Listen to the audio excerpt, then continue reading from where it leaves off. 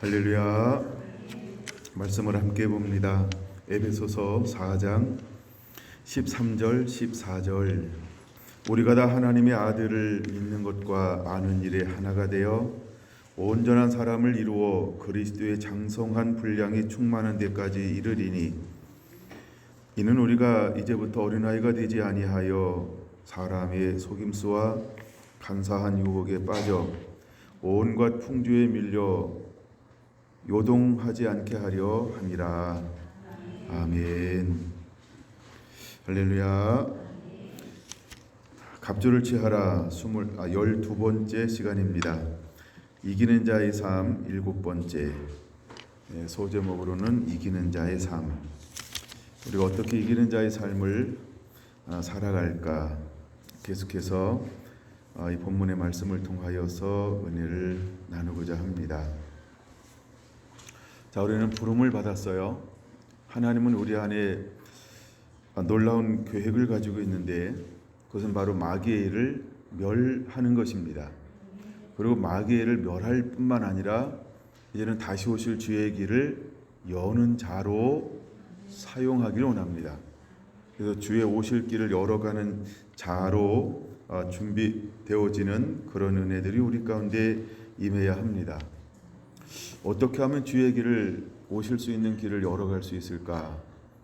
먼저 그 방법 중에 하나가 예수님께서 모든 사역을 마치고 올라가시면서 예수님은 마귀의 일을 멸하러 오셨습니다. 그러면서 마귀에게 붙들렸던 모든 사람들을 놓아 자유케 해주셨죠. 그리고 그들 중에서 예수님과 함께했던 수많은 무리들 가운데 하나님은 성령의 권능으로 이 성령을 부어 주었어요. 그리고 그들이 나가 복음을 증거할 때 또다시 성령이 각 사람 위에 임하였습니다. 그래서 교회가 이루어지면서 하나는 수많은 사람들을 주께로 돌아오는데, 첫째는 복음 때문에 주께로 돌아오기 시작을 했고, 복음 때문이다라고 하는 것은 말씀을 들을 때 단순히 처음에만 어찌할꼬라고 한 것이 아니고, 그 이후에도 지속적으로 말씀을 들을 때 수많은 사람들에게는 영의 부닥침이 일어났던 것이죠. 그래서 그들은 회개함으로 주님께 돌아오기 시작을 했습니다. 예루살렘에서부터, 유대로부터, 사마리아로부터, 온 땅으로부터 수많은 사람들이 복음을 듣는 가운데 주님께로 돌아왔습니다. 근데 두 번째, 복음을 듣고 주께로 돌아오는 그 사람들 가운데 어떤 역사들이 지속적으로 함께 일어났냐 하면 성령의 역사가 지속적으로 일어났습니다. 우리가 성령의 역사 그러면 무엇을 말할 수 있을까 하면, 성령의 나타남과 능력을 통하여서 표적과 이적과 기적과 치유가 수없이 나사렛 예수의 거룩한 이름으로 성령이 운행함을 통하여서 예루살렘에도, 온 유대 땅에도, 사마리아에도 복음이 전달되어져서 들어가는 곳들마다 놀라운 기적들이 연이어서 일어났습니다. 그래서 다시 오실 주의 길을 예비하며 수많은 사람들이 주께로 돌아왔습니다. 이제 하나님은 다시 예수님께서 이 땅에 오시기 위해서 하나님은 어떤 사람들을 찾냐 하면 이기는 자의 삶을 살아내고 또 다시 오실 주의 길을 열어갈 그 사람을 찾고 있습니다. 매 시대마다 얼마나 사단이 온 땅을 혼미케 하고 어지럽게 하는지 몰라요. 그래서 처처에 기근도 있고 전쟁도 있고 소요도 있고 환란도 있고, 그 다음에 우리 내적으로는 가장 이제 치명적인 죄악 가운데 하나가 무엇일까? 이걸 언제 찾아볼지 모르지만 머리로 한번 찾아보면 레위기 18장에 보면 너희는 애굽의 풍속을 따르지 말고 가나안의 풍속과 그들의 법도, 그들의 율례, 그들의 규례를 따르지 말라, 이렇게 말합니다. 근데 그 이후에 쭉 나오는 단어 하나님의 그 겉면을 보면 뭐에 대해서 나오냐 하면 크게 두 가지를 말하고 있는데, 첫째는 성적 타락입니다. 그래서 성적 타락에 대해서 나오고, 두 번째는 우상 숭배하지 말라. 이것은 하나님 앞에 더러운 것이고 가증한 것이다라고 하는 이 두 가지 표현을 쓰면서 과연 애굽의 풍속이 무엇이고 가나안 땅의 풍속이 무엇인가에 대해서 크게 두 가지로 말하고 있다는 거죠.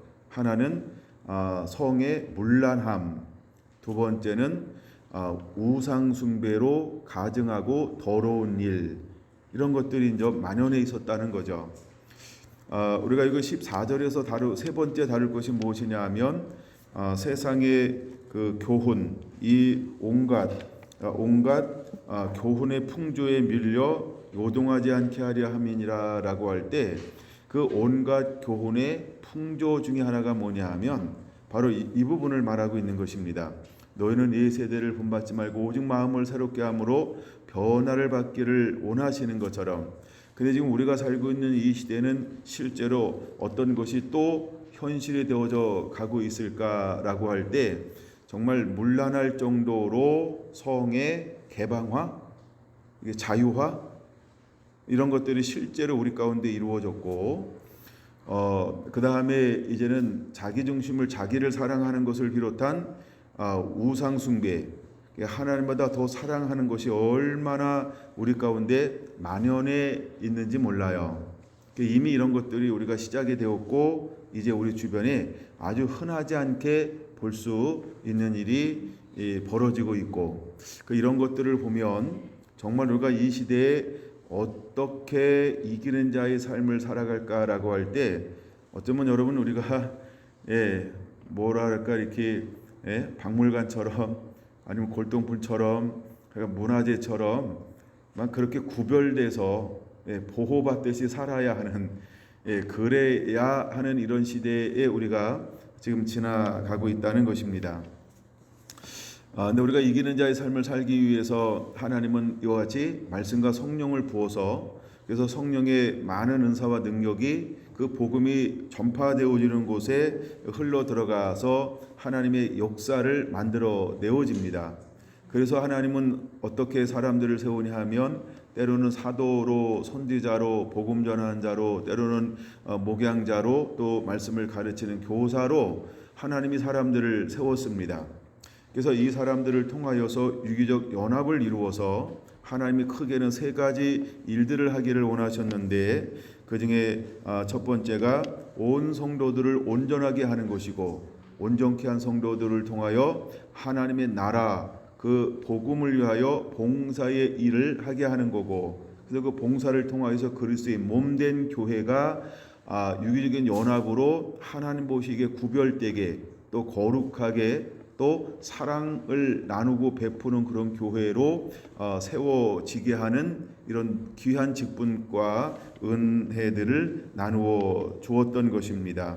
그래서 모든 교회의 일원들이 이제 어린아이와 같지 않고 믿음의 장성한 자가 되어서 어린아이의 일들을 벗어버리고 이제 유기적인 연합을 통하여 장성하여 그리스도의 충만한 데까지 자라나는 그런 교회이기를 주님은 원하고 있다는 것이죠.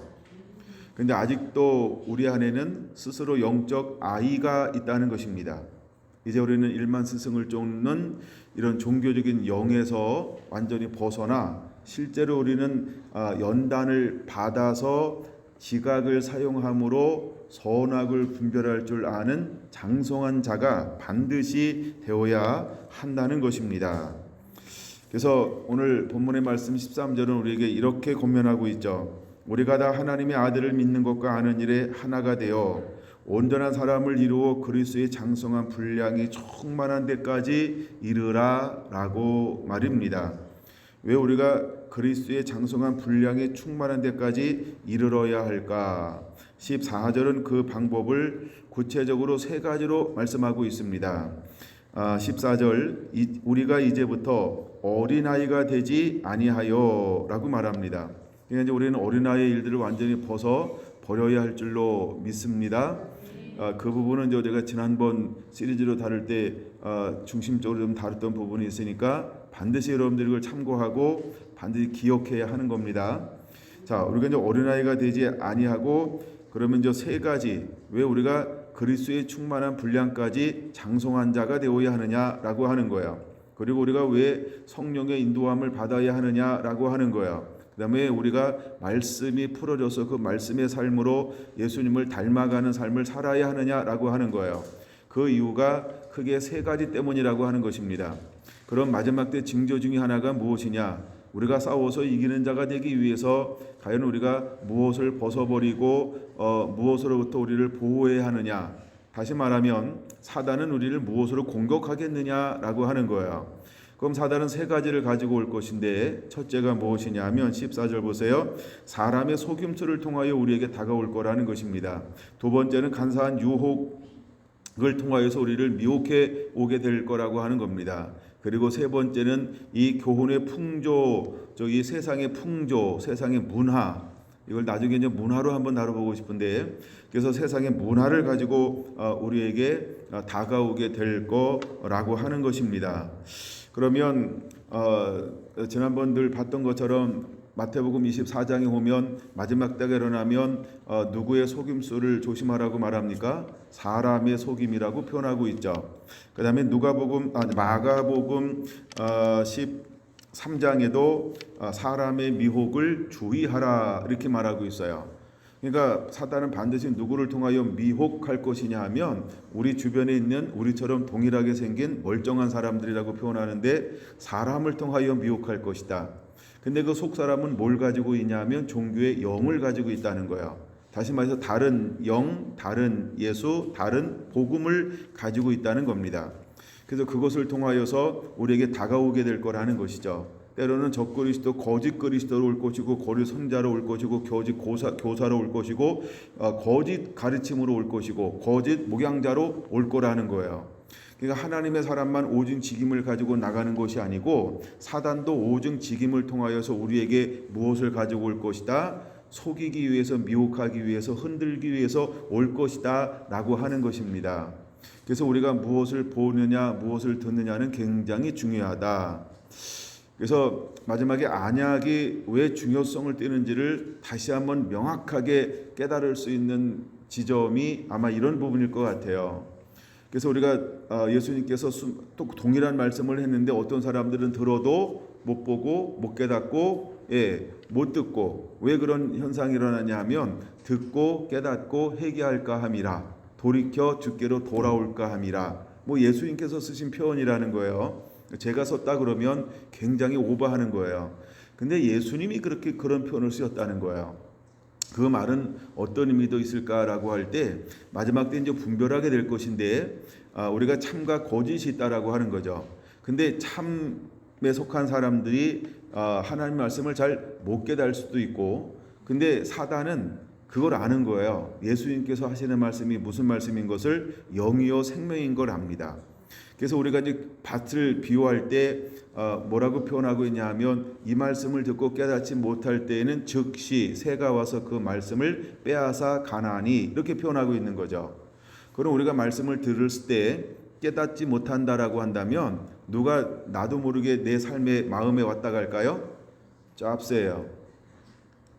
마귀가 왔다 가는 거예요. 뭘 뺏어갔어요? 생명의 말씀을요. 만약에 여러분들이 멀쩡하게 앉아있는데 사모하는 마음이 없고 끊임없이 말씀을 들을 때 속으로나 겉으로나 아멘, 아멘, 아멘, 아멘, 아멘, 아멘 하지 않으면 누가 금방 왔다 갈까요? 예, 벌써 다녀갔는지 몰라요. 제가 지금 나눈 지 몇 분 지났잖아요. 그러니까 그거 뺏어갔을지도 몰라요. 우리가 내가 듣고 싶은 것만 들으면, 그러면 내가 듣고 싶지 않은 건 누가 뺏어간 걸까요? 그렇죠? 사단이 뺏어간 거예요. 근데 우리는 그거를 아까워하지 않아요. 왜? 모르니까. 그리고 뺏긴 것도 모르니까. 그래서 분통이 터지지 않아요. 근데 여러분, 우리가 내가 듣고 싶은 것만 듣잖아요. 그럼 다 잊어버린 거예요. 그래서 여러분들이 은혜 나눔은 굉장히 중요하다. 우리가 뭐 일명 이렇게 부르잖아요. 적자생존. 여러분, 그거 하는 게 굉장히 중요합니다. 그러면 더 많은 걸 내가 담아 놓을 수 있어요. 그리고 말씀을 한 번 듣는 것으로 끝나는 게 아니죠. 농사하는 분들이 씨앗 뿌려놓고 한 달 동안 3개월 동안 여행 갔다 오는 사람 있을까요? 그렇죠. 예, 그런 것처럼 뿌려놓고 방치하면 되는 게 아무것도 없어요. 우리가 말씀을 들은 다음에 그 다음에 무엇을 해야 할까요? 가꾸어야 한다는 거죠. 돌봐야 한다는 거죠. 그럼 내 마음에 심겨진 말씀을 어떻게 가꾸고 돌볼 거예요? 그게 끊임없는 나눔이라는 거예요. 그래서 여러분들은 말씀을 가지고 나누는 삶을 굉장히 중요시 여겨야 하는 거예요. 여러분, 우리가 씨앗을 뿌리는 날도 굉장히 중요하죠. 근데 뿌려놓고 방치하면 되는 게 아무것도 없어요. 왜냐하면 씨앗 뿌리는 동시에 모두 뿌려져서 자라날까요? 예, 가라진데 잡풀이요. 이 잡초는요, 너무너무 곡식보다 더 질기죠. 그리고 강인하죠. 잘 생각해 보세요. 사단은요, 무지막지하게 우리의 알곡을 공격해 올 거라는 거죠. 왜 그게 잡풀이 많이 자랄까요? 알곡이 있기 때문에, 갈아 놓았기 때문에, 거름을 주니까. 그러면 이 모든 것은 누구도 좋아한다? 예, 가라지도 좋아하는 거예요. 잡초도 좋아하는 거예요. 근데 거름은 누구 때문에 준 거예요? 단비가 왜 내렸을까요? 그렇죠? 알곡 잘 자라라고요. 그럼 우리 마음밭에 끊임없이 어떤 것을 해야 할까요?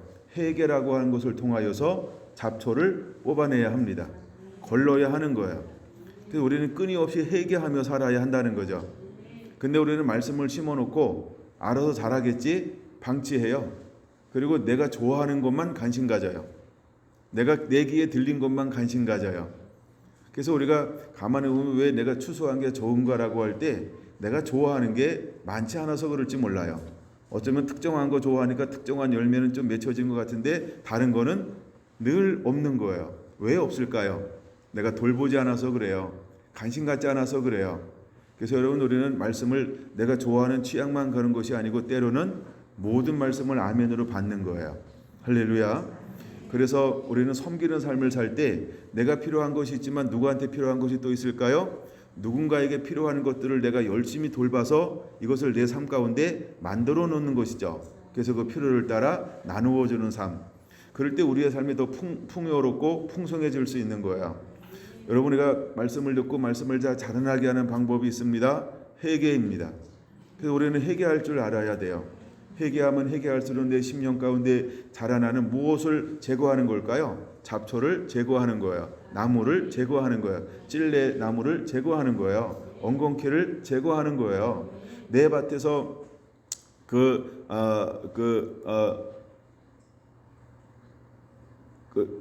영양가 많은 거, 예, 그거를 누가 더 많이 가져가냐면, 그러니까 거름을 그 윤택함의 그 영양가 거름을 누가 더 많이 빼앗아 가냐 하면, 네, 잡초들이 굉장히 많이 뺏어가는 거예요. 근데 참 희한한 게 농사해 보면 알지만 이 알곡은 잘 안 가져가는 것처럼 느껴질 때가 얼마나 많은지 몰라요. 그리고 병이 잡초에 올까요? 알곡에 올까요? 제가 농사를 해보고 잡초를 뽑아봤는데요. 잡초는요, 푸르르 퉁퉁 싱싱합니다. 전 잡초가 마르고 이런 거 잘 못 봤어요. 그리고 물론 병이 오는데 잡초에도 오긴 오는데 병이 주로 어디에 먼저 오냐면 알곡에 먼저 병이 와요. 진딧물이 끼더라고요. 아주 그냥 그렇습니다. 진딧물, 그렇죠? 근데 잡초에는 진딧물이 오긴 오는데 내구성이 강한가 봐요. 진딧물이 와도 애들은 푸르러요. 얼마나 잘 번식하는지, 진짜 막 얼마나 잘 번식하는지 몰라요. 근데 정말 알곡은요, 번식도 느린 것 같고, 병도 잘 들고, 조금만 손 안 봐주면 금방 잎사귀도 막 버르르 이렇게 내려앉고 이렇단 말이에요. 그럼 여러분, 우리가 끊임없이 어떤 삶을 살아야 할까? 회개하는 삶을 살아야 합니다. 내 마음의 밭에 잡초를 뽑아내야 합니다. 여러분의 마음을 기경할 줄 알아야 돼요. 우리가 사람의 속임수에 속지 않기 위해서 여러분 마음을 기경해야 한다 이 말입니다. 근데 가끔은 우리가 내 마음의 밭을 그냥 방치할 때가 있어요. 예, 어쩌면 이러지는 않나요? 뭐 이런 분은 없겠죠. 저희 교회 성도는 주일날 한 번 올 때 성경을 툭툭 털고 이렇게 들고 오는 사람. 예, 여러분 내 마음의 밭을 방치하면 안 된다는 거예요. 우리 마음을 기용할 줄 알아야 합니다. 할렐루야. 여러분 기경하는 것은 첫째 회개로 기경하는 것입니다. 여러분 회개하는 자가 되기를 바랍니다. 우리가 충분히 회개함을 통해서 우리 마음의 밭을 기경해야 한다라고 하는 거죠. 내 마음 밭을 돌볼 줄 아는 자가 되어야 합니다. 여러분 말씀을 듣고요, 말씀을 나눌 줄 아는 자가 되기를 바랍니다. 근데 우리가 셀 모이면 셀에서 그래서 은혜 받은 말씀을 계속 나누는 거예요.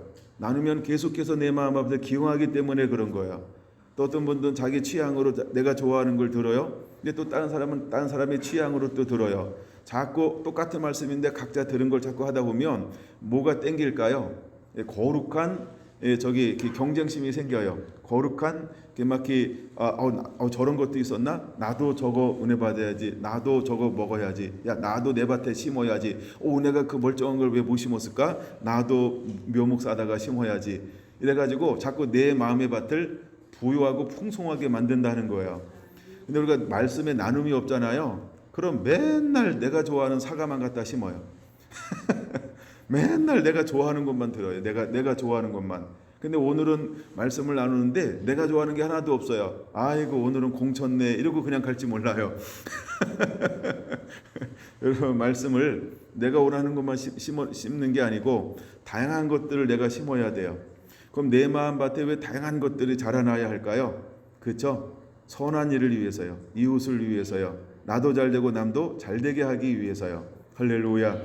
할렐루야. 남 잘되게 하면 안 될까요? 여러분 우리는 남을 잘되게 하기 위해서 내 마음의 밭을 윤택하게 만드는 자들이 되어야 합니다. 자, 이제 사람의 속임수에 여러분 속아 넘어가지 않는 자가 되시기를 바랍니다. 그 다음에 두 번째, 간사한 유혹에 빠지지 않게 하기 위함이다. 이렇게 말하고 있습니다. 사단은 할 수 있으면 우리를 속일 것입니다. 근데 간사한 유혹이다라고 하는 것은 그 배후에 누가 있냐면요, 악한 영 사단이 있습니다. 거짓의 영 사단이 있습니다. 그래서 여호와의 강체가, 여호와의 강명, 여호와의 복음이 우리 마음에 비치지 못하도록 사단이 우리를 혼미케 한다라고 하는 거죠. 늘 멍합니다. 예, 실제로 뭐 머리가 멍할 수도 있고 눈이 멍할 수도 있고요, 몸이 멍할 수도 있어요. 예, 그냥 멍한 거예요, 멍. 왜냐하면 사단이 우리를 정신 못 차리게 합니다. 그리고 때로는 뭐 피곤하게 할 수 있어요, 지치게 만들 수 있어요, 바쁘게 만들 수 있어요, 정신이 없게 할 수도 있어요. 그리고 정신 차려보자 뭐 하다 그러면 또 우선순위가 바뀌어가지고요, 진짜 하나님께서 원하시고 기뻐하시고 내 마음의 밭을 일구는 것은 잘 못하게 나를 더 자꾸 이렇게 분산시킬 수 있다라고 하는 것이죠. 여러분 사단이 할 수 있는 일은 모든 걸 동원해서 우리를 방해할 것입니다. 말씀이 자라나지 못하도록, 말씀에 반응하지 못하도록 사단은 할 수 있는 모든 걸 동원해서 우리를 유혹하고 미혹하게 될 거라는 것입니다. 미혹의 가장 대표적이고 첫 번째는 창세기 3장에 나오는 것처럼 가장 강교한, 가장 간사한 3장 1절에 말합니다. 그래서 가장 간사하거나 가장 강교한 뱀을 통하여서 뱀에게 사단이 들어가서 누구와 하나님과 교제했던 하와와 아담을 만납니다. 그리고 계속해서 강교하게 이 단어가 중요한 거예요. 간사하다, 강교하다, 뭐 게으르다 같은 건데, 하여간 강교하게 끊임없이 하와랑 교제합니다. 하루아침에 넘어갔을까요? 하와가? 저는 그렇게 보지 않아요. 한 번 만나고 두 번 만나니까 자꾸만 만나고 싶네. 그게 자꾸 만나서 교제하기 시작을 한 거예요. 그러다가 이제 뭐 말도 트고 친밀감도 생기고 뭐 커피 한 잔도 나눠 먹을 수 있고, 뭐 이렇게 했겠죠. 그래서 어느 정도 시간이 지났을까? 계속해서 교제하다 보니까 이 뱀의 탈을 쓴 사단은 계속해서 무엇을 타치하던가요? 예, 금기를 건들기 시작하는 거예요. 금기를 건들기 시작하는 거예요. 이걸 뭐라고 말하냐면 이것이 간사한 겁니다. 그래서 이단이 뭐냐 하면 섞는 거거든요. 끝이 다른 건데 자꾸 섞어요. 그래서 하나님의 말씀이 딱 있는데 자꾸 자기 것을 한 번에 다 섞지 않아요. 갑자기 하나씩 섞어요. 하나씩 자꾸 섞어요. 그래서 여러분들 말 속에 일단 우리가 부정적인 이야기를 많이 한 사람들은 섞였다, 이렇게 보시면 됩니다. 누구나가 다 해당되겠죠. 저도 해당이 돼요. 부정적인 이야기를 자꾸 하면 섞입니다. 그리고 넘어지기 쉽습니다. 그럼 여러분, 우리는 의도적으로 어떤 이야기를 많이 해야 할까요? 긍정적인 이야기를 해야 합니다. 긍정적인 이야기를 해야 합니다. 긍정적인 이야기를 해야 합니다. 긍정적인 이야기를 해야 합니다. 우리가 사람에 대해서 긍정적인 것을 이야기해야 합니다. 그렇죠? 우리가 그 긍정적인 것을 이야기해야 합니다. 근데 사단이 자꾸 자기 것을 섞으는데 정령 죽으라고 하느냐? 자꾸 말을 뭐 이상하게 자꾸 뭐 이렇게 저는 아닌 것 같은데 길 것 같은데 막 이렇게 자꾸 말을 만들어가기 시작을 합니다. 예, 그러면 여러분 빨리 정신 차려야 됩니다. 아, 뭘 섞고 있구나. 예, 뭘 타고 있구나. 그게 뭐라고요? 미혹의 시작입니다. 그게 간사함의 시작이라고 하는 거예요. 사단이 가장 대표적인 게 뭐냐 하면 간사인데, 간사는 악해부인데 악해부는 속임이 있다는 거예요. 속이고 빼앗고 죽이는 거예요. 그래서 요한복음 10장에 말하고 있는 것처럼 사탄이라는 것은 빼앗고 죽이고 멸망시키려는 것뿐이요. 할렐루야. 사단이 왜 왔는지를 알아야 합니다. 그래서 간사한 유혹에 넘어가면 반드시 뭐가 오냐 하면 결과가 죽음이라는 거예요. 하나님을 떠납니다. 그래서 간사한 유혹에 빠지면, 사단이 한번 넘어가면 거기는 뭘 잃어버릴까요? 생명을 잃어버립니다. 기쁨도 없고 즐거움도 없고 평안도 없고 자유함이 없어요. 그래서 우리가 다른 영에 붙들리면요, 바쁘긴 바쁜데 그 안에 평강이 없습니다. 평안이 없어요. 평안이요. 행복이 없어요. 만족이 없어요. 만족이 없어요. 그리고 매번 자기중심적으로 삶이 바뀌어갑니다. 그래서 우리가 내가 손해보지, 굉장히 좋은 정신이에요, 여러분. 사단은 내가 손해보지를 속일 때는 합니다. 속일 때는 합니다. 예, 근데 마지막 판에 다 따는 꾼처럼. 예, 우리가 처음에 막 져주잖아요. 노름하고 막 이럴 때 그렇게 한다면서요.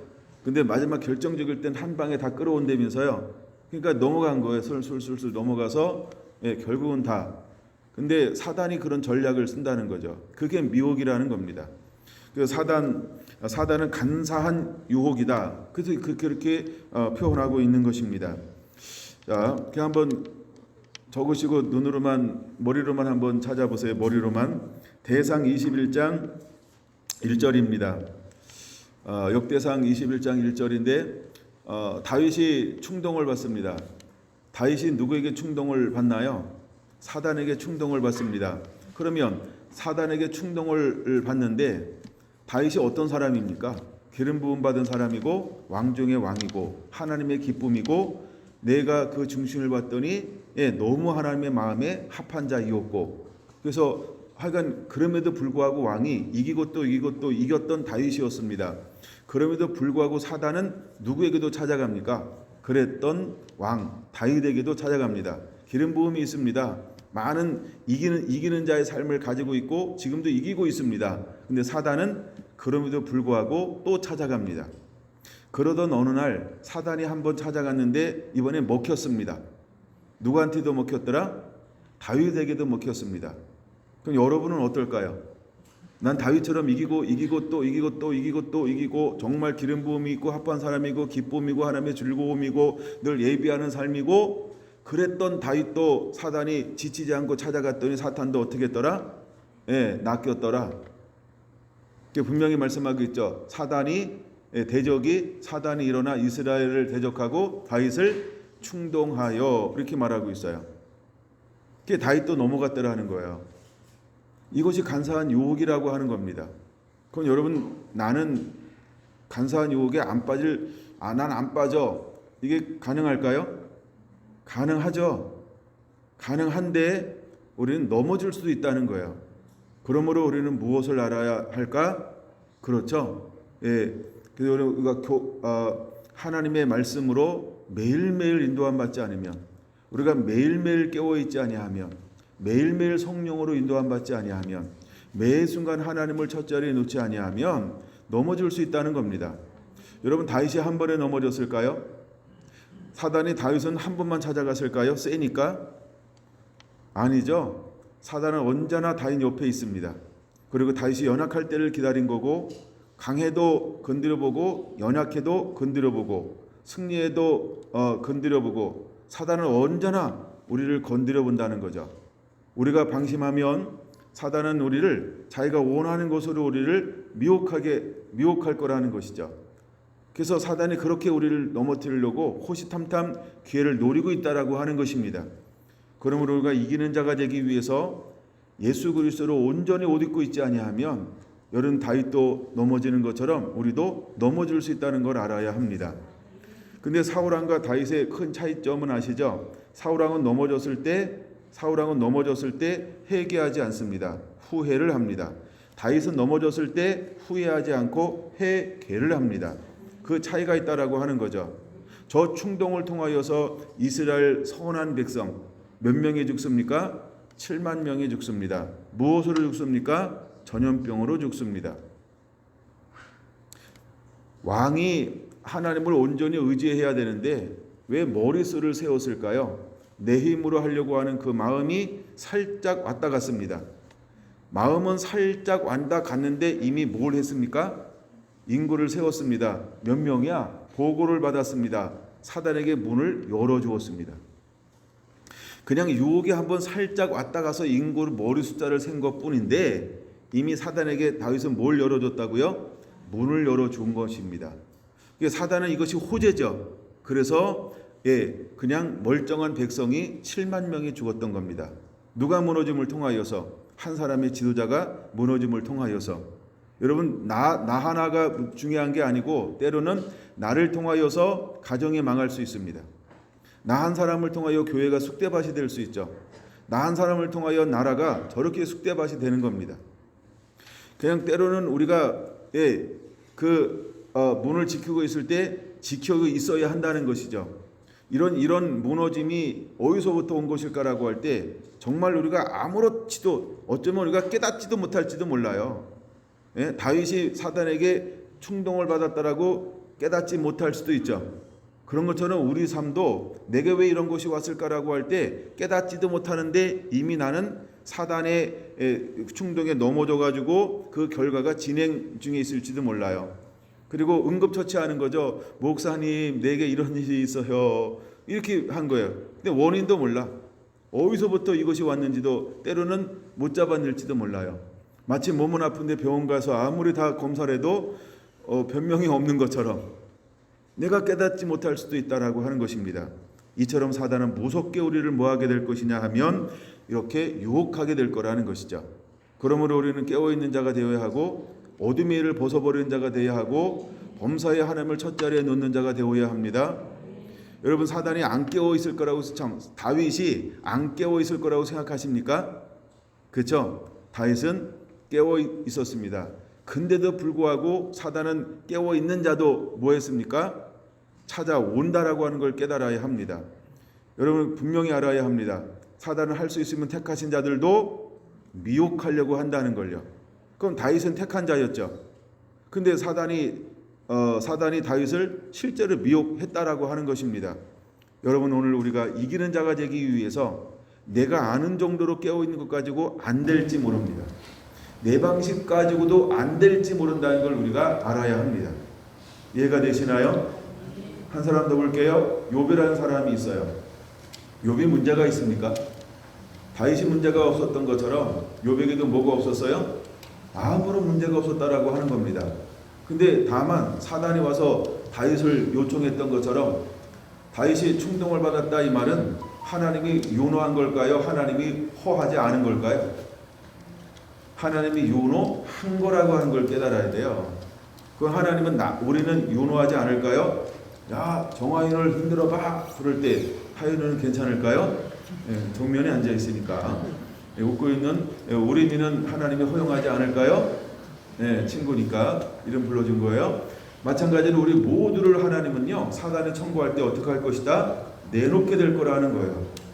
그래서 우리는 간사한 유혹에 내게 있는 믿음으로 내가 스스로 이길 수 있는 자가 되어야 한다는 거예요. 할렐루야.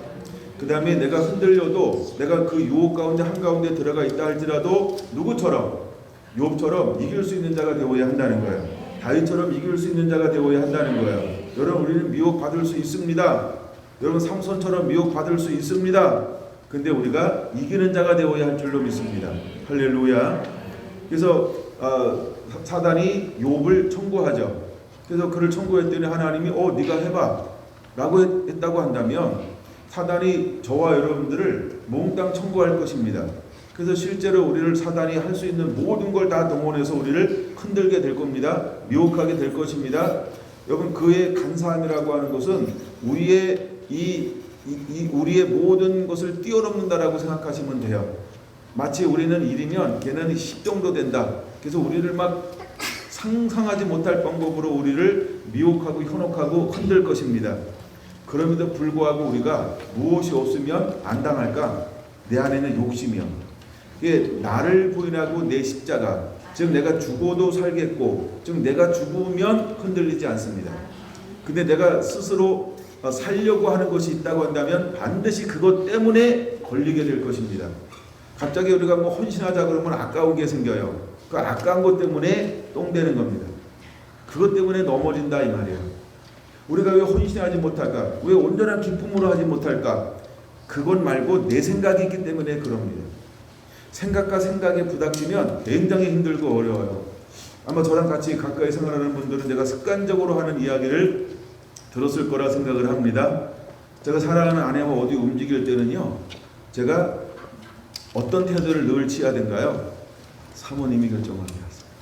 사모님한테 물어보세요. 사모님한테 하세요. 기회요? 아니에요? 가까이 하시는 분들은 제가 늘 습관적으로 하죠. 왜 그런 거 사모님한테 물어볼까요? 사모님하고 저하고 식성이 다릅니다. 저는 뭘 먹고 살까요? 사모님이 먹고 싶은 걸 먹고 사모님이 해주는 걸 먹고 삽니다.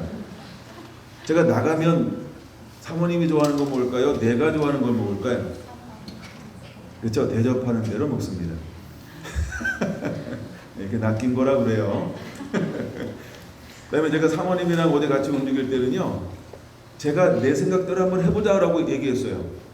근데 옆에 있었던 분이 건강이 안 좋을 때는요, 나한테 그 건강이 안 좋은 게 내한테 영향을 미치더라고요. 기분 나쁨, 나도 같이 기분 나빠해야 함. 기분 나쁜 사람하고 옆에 있으면 나도 기분 나빠지죠. 기분 좋아하는 사람 옆에 있으면 나도 기분 좋아지죠. 근데 감정이라고 하는 게 그렇다는 거예요. 내가 30년 살고 있어요. 근데 수없이 같이 했는데 이게 그러면 내가 안 다치는 방법이 뭘까? 물론 처음부터 이렇게 된 건 아닙니다. 지금은 그냥 당신이 하고 싶은 대로, 먹고 싶은 대로 다. 그래서 저는 아예 생각을 안 합니다. 그리고 결정권을 완전히 주고서 뭘 해도 그냥 다 받아들입니다. 그렇게 사는 거예요. 그때 내가 뭐가 덜 무너질까요? 감정이요. 내 마음이요. 덜 무너진다 이 말은 무슨 의미인지 아세요? 사단이 나를 흔들 수 있는 곳이 좁아진다. 이런 의미가 있어요.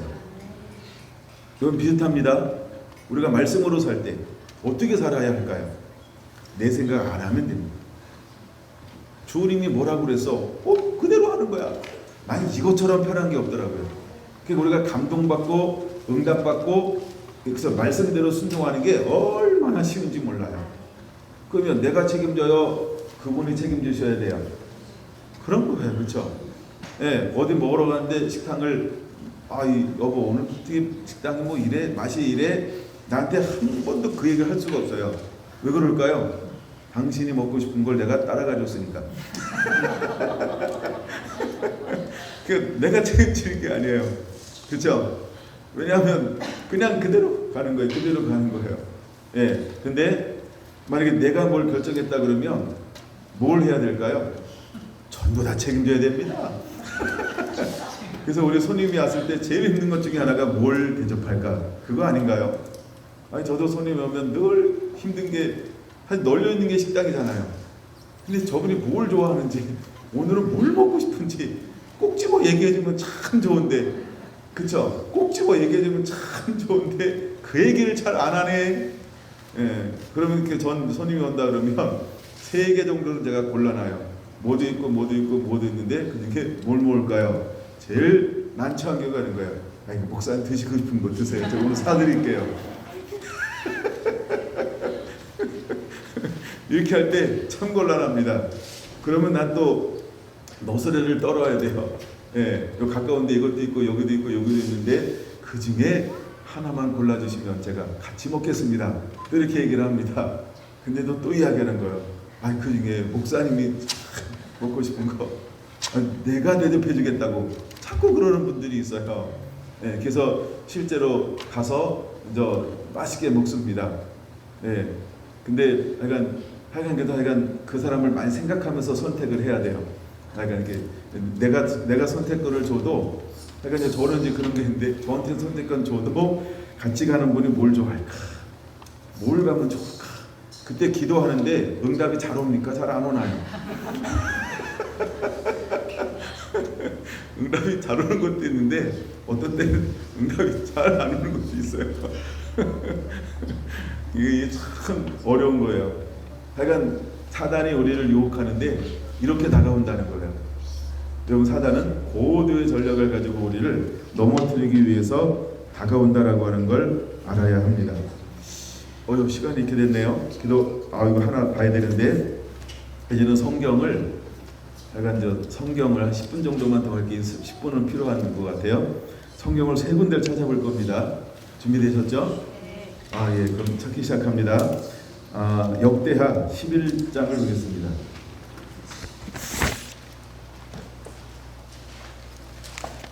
역대하 11장을 봅니다.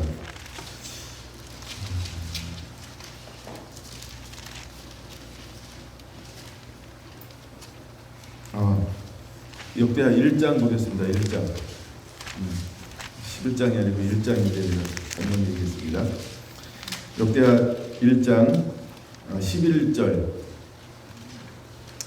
자, 하나님께서 솔로몬에게 무엇을 주기로 마음먹었냐 하면 그가 구하는 것 플러스 모든 걸 주었습니다. 그래서 10절 지혜와 지식을 구하였습니다. 그랬더니 11절 내가 부나 재물이나 영광이나 원수의 생명 멸하기를 구하지 아니하고 장수도 구하지 아니하고 오직 내가 내게 다스리게 한 백성을 재판하기 위하여 지혜와 지식을 구하였으니 10절은 같이 한번 읽어볼까요? 그러므로 내가 내게 지혜와 지식을 주고 부와 재물과 영광도 주리니 내 전의 왕들도 이런 일이 없었거니와 내 후에도 이런 일이 없으리라 하시니라. 아멘. 자, 솔로몬은 하나님이 원하시는 걸 구함을 통해서 사람에게 필요로 하는 모든 걸 하나님께서 보너스로 전부 주었어요. 이와 같은 왕이 없었죠. 자, 그러니까 이랬던 왕이었습니다. 그러니까 솔로몬은 모든 걸 다 누렸다라고 하는 것입니다. 근데 솔로몬은 모든 것을 다 누렸어요. 근데 그는 직책이 무엇이었나요? 왕이었습니다. 하나님은 왕에게 무엇을 요구했을까요? 두 번째 성경 구절입니다. 신명기 17장을 보겠습니다. 신명기 17장. 네, 이번엔 잘 따라가야 합니다. 성경이 맞기 때문에. 네, 신명기 17장 16절부터 보겠습니다. 이미 하나님은 오래전에 누구한테 이 말씀을 해주었을까요?